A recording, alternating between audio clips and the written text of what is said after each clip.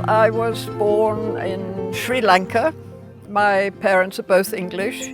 My father went to work out in Sri Lanka. My mother's brother was already in Sri Lanka, so she went out to join her brother, met my father, and they were out there for 35 years in Ceylon, or Ceylon as it was, Sri Lanka now. Then we was evacuated and I ended up in South Africa because the troops were coming during the war. One of the most important things has been John Michel in my life. Meeting him in Madagascar at a time when I was desperate. I'd been through a very, very unhappy marriage. We met in Madagascar and it was like, we laughed. I laughed for the first time in 2 years. He's nearly 8 years younger than I am. And we just hit it off. He didn't have a penny to his name. And the man I was leaving, I left, had plenty of money, and I've never been more unhappy in my life. Money doesn't make you happy. Happiness is inside. This is HypnoAging, embracing aging in a way that's never been done before. It's not about anti-aging, it's how to age wisely. This interview is one in a series of people who have aged in the most ordinary yet extraordinary ways. Subscribe to my channel and find out more about how to embrace getting older while at the same time preventing cellular aging. What healthy habits do you believe contribute to longevity and aging well? I think number one is exercise. And exercise is also good for your morale. It gets and you feel like you've done something for yourself by going for a nice long walk and coming back. You feel relaxed, you feel good. Exercise, very important. And I think a healthy diet, not too much red meat and vegetables and not too many sweet things, which I suffer with because I have a very sweet tooth. And not too much alcohol, but enjoying your drinks. And that's about mainly the exercise, I think, is what I've done exercise all my life. How did you accept going gray? Oh, I loved it.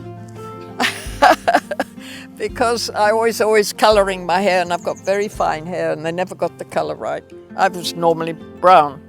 And it was about 2 years ago, I said to John Michel, you know, I'm so fed up with my hair, I'm going to just leave it and let it go gray. He said, what, you're going gray? I said, you can't do that. I said, well, watch. And I just let it go, and it's the best thing I ever did. How did you cope with losing youth's beauty as you aged? It's never bothered me. I've just carried on. I mean, I've accepted the wrinkles when they come, and the things. The only thing that used to bother me was the wrinkles on my arms, and I've got over that now. But John Michel, my husband, said to me when I was moaning about it one time, he said, do you think anybody's going to love you or like you any the less because you've got wrinkles on your arms? And I said, actually, no. And he said, if they do, they're not worth worrying about anyway. So do what you want. And it's true. Nobody's going to love you any the less. You do what you want. And especially when I turned 80, I said, now I've got a license. I'm not bothering with my arms anymore. I think adversity, the things that I've been through have definitely helped me. And it's helped me to have empathy for other people because I've been through a lot of heartache. I lost my son. He was 26, which was a huge, huge shock and a huge thing. I had my 2 little boys from John Michel. One of them said, the elder one, he was about 7 at the time, and he said, Mummy, don't worry, he'll always be with you. He'll always be up there with you. And I thought that was incredible, but I had to carry on for them. And I think it's a choice. You say, okay, I'm going to fight this, I'm going to overcome it. But you never actually get up. You learn to live with it.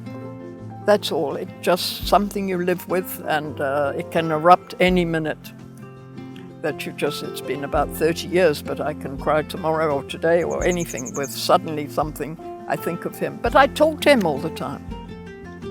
I talk to the universe all the time, and I get answers, you know. Doesn't happen when you want it, but it comes eventually, and you think, wow, thank you. In what ways have you learned to accept or love yourself as time has gone on? And I've had a lot of unhappiness, and I think that also takes you into yourself, and you realize you're not such a bad person. Yeah. You're doing the best you can, and you've got to learn to love that person, Yeah. so that other people can love you as well. What do you believe are the secrets of aging well or gracefully? To keep your sense of humor, to care about other people, to help other people. By helping people, it helps you. Get involved in life, in people, and just don't complain when you're with them about your aches and pains, because actually people don't really want to know. They just want to know that you're all right, and care about them and ask them about themselves. I have no fear of death whatsoever, and I think that's part of my belief, that I believe there's a heaven. Who's going to tell me there isn't? Nobody can tell you there isn't a heaven. And I believe I'm going to go up there and see all my friends, see my son, and they're there, and we're all going to be there. Who knows, maybe we come back a second time. I've never had a fear of getting old, and maybe it's because I've had a mother who was growing old in a wonderful way. She always used to say, well, darling, there'll be something round the corner, you'll see, something good will come, don't worry, something good. And there is always good coming out of bad if you look for it. Something bad happens, and then eventually you'll say, wow, what if that hadn't happened? This wouldn't have happened. There's always good coming out. You have to look for it. And you'll find that, as they say, every cloud has a silver lining. It's true.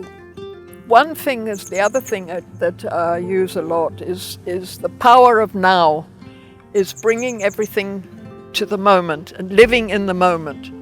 And it's not always easy to do, but when you're going through a difficult time, or you're feeling depressed, and then you say to yourself, okay, I'm sitting here, everything is all right. What is wrong? What is nothing? You don't worry about the future, because you can't control the future. The past is the past, and right now, is there something wrong? Are you happy? Are you all right? Everything is, and you say yes, everything is fine, and you live, bring everything to the now, to the moment.